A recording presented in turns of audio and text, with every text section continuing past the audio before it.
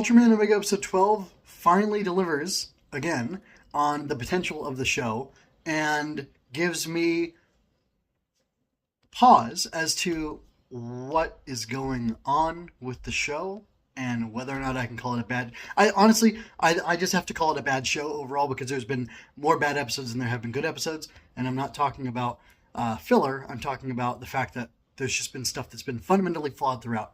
However, I guess I'm changing my stance, even though I haven't finished the show yet. We're close, though. That Omega is a fundamentally flawed show with a good core to it, because the relationship between Omega and Kosei, when it's actually functioning properly, is really interesting and compelling. And also the stuff with Ayumu and the NDF, which is going to become something else later, I believe, is interesting because we're getting to see a human response to kaiju in a new world, and that's actually being remembered in the show as opposed to forgotten.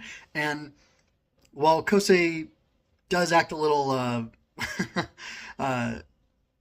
petulant when he stomps away earlier in the episode, the rest of everything that follows is very emotionally mature and interesting and compelling to watch. And I just find it frustrating that there's so much good and bad mixed together.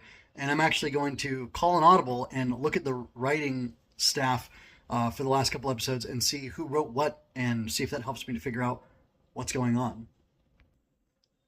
So I looked around and I found that Junichiro Ashiki is the guy who wrote this episode, which is, I can't remember what it's called. It's What I Want to Do. The previous episode, which is Grime Returns, and he's also the writer on the following episode, which is Ayumu Finds Out. So I'll be very interesting to see what that Ayumu Finds Out episode is like. He wrote 9 episodes of arc total, which they're not all of them in the main series, which is a little bit interesting. He seems to have written a lot of bonus material and like drama DVDs or CDs and things like that for the Ultraman series. So he's been working on the Ultraman series for a long time. The most effective thing that he does in this episode, but not in the last episode, is he really sets up a good, solid emotional payoff. Kosei realizes that he was doing the whole Ultraman Omega assistance thing with Rekiness and Trigeron for the wrong reasons. And the reason that he freaked out over the poll on the radio from the last episode from Grime Returns is because the poll was questioning or doubting whether or not people could trust Omega, the giant. And that upset him because, of course, they can trust them, or him, because he knows Sorato, and he's familiar with him, and he even helps him fight kaiju.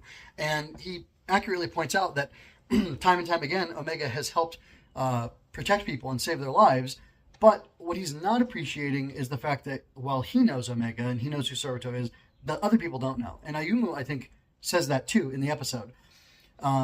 She's a very smart character. She has a lot of understanding of what's going on and, is reasonable. And Kosei is a little bit more emotional, a little bit more volatile, which is fine. It's okay to have character dynamics like that. There's actually nothing wrong with it.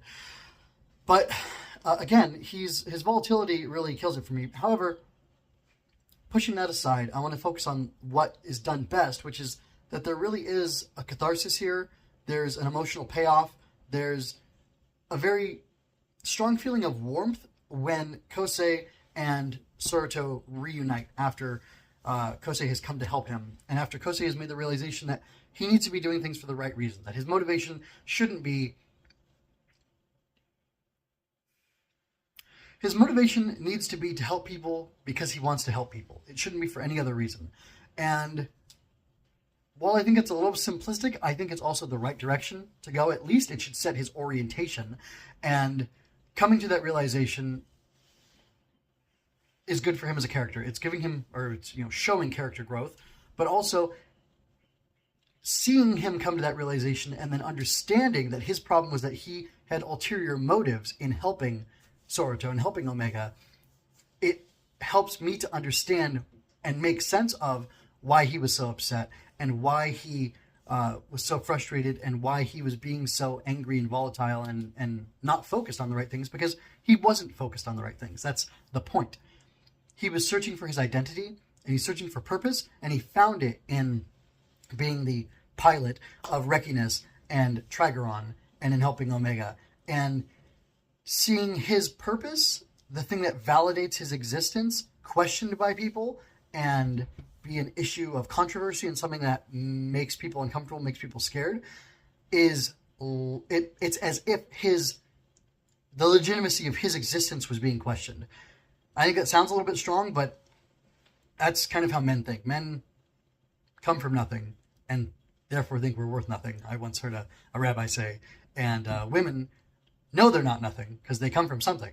And they obviously think they're either, a 10 or a 1, but they know they're never a 0, whereas men are kind of cursed to think that they're a 0 all the time. So he's feeling that like existential dread that he's not worthwhile, that his life is meaningless, that there's nothing for him to do. And once he has this sense of identity wrapped up in being this person who helps fight kaiju, and then the legitimacy of fighting kaiju is questioned, then that totally puts him into a tailspin because he doesn't know who he is or if he's worthwhile anymore.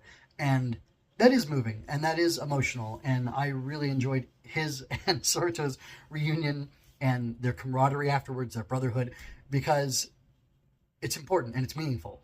And it was earned in this episode. And also seeing him work with the lady who I think is Ayumu's superior, working to collect samples of the kaiju, was really good because we get to see that it takes work and determination in doing, not so much doing for others, but also just doing something positive, and some concrete action is something powerful to get you out of your funk, get you out of your head, get you thinking about life in a much better way.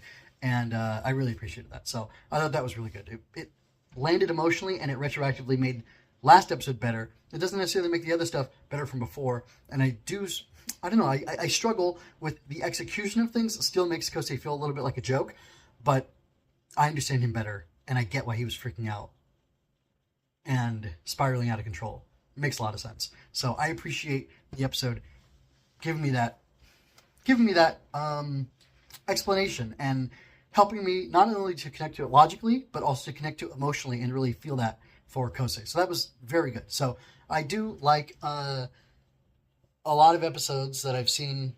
Like I like a decent amount of the episodes I've seen that Ashiki has done. Ashiki? Yeah, Ashiki.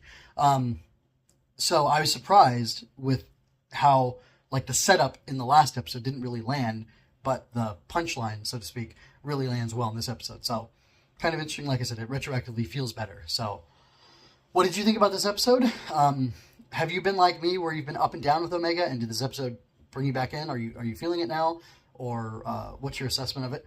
Leave a comment for me. Also, check the pinned comment for my main analysis. Well, no, this is the main analysis. Check the pinned comment for the inspector's notes, where I will dive deeper with this or into this episode of Ultraman Omega. Until next time, folks, this is MJ with Going Ultra and Henshin Inspection signing out.